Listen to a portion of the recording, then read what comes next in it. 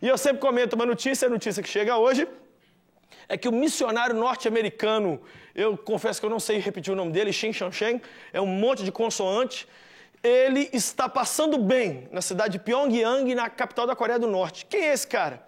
Ele é um descendente de coreanos, ele parece coreano, ele tem um rostinho de coreano, e ele foi para a Coreia para fazer evangelismo.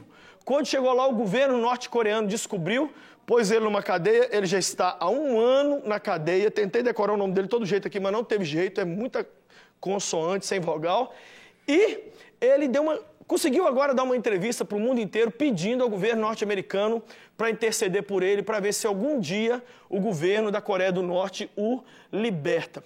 Você sabia que existem hoje mais pessoas sendo perseguidas e mortas pela sua fé em Jesus do que nos piores dias de perseguição do Império Romano?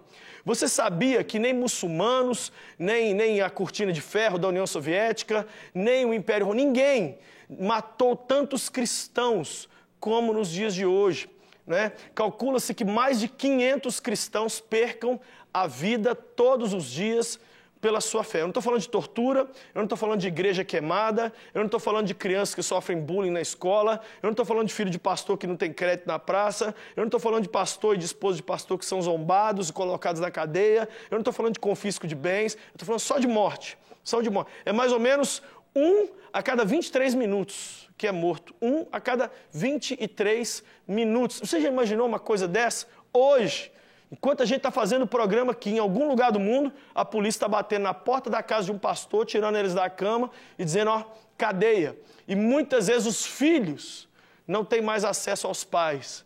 Eu, no meu livro Loucos por Jesus, volume 2, eu coloquei algumas cartinhas que os meninos escreveram para os pais na cadeia. São cartas tão chocantes, tão emocionantes, porque os meninos viram mendigos, são jogados na rua, não tem ninguém que cuida deles, porque se você acolher os filhos dos pastores, aí você também é perseguido pela polícia e também é preso. Já estive em países assim, onde o evangelho é tão perseguido.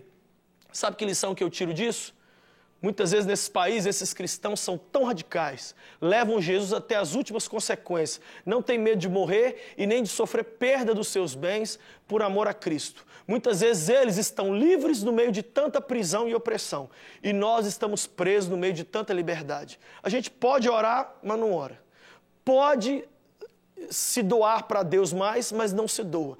E eles, como são proibidos, se entregam e se dão o que tem e o que não tem. Eu e você hoje somos chamados, como igreja triunfante e vitoriosa, a imitar a igreja perseguida, a orar pelos nossos irmãos, a lembrar que tem gente agora algemado. Sabe quantos, vou encerrar dizendo isso aqui, sabe quantos irmãos estão em campos de concentração na Coreia do Norte agora?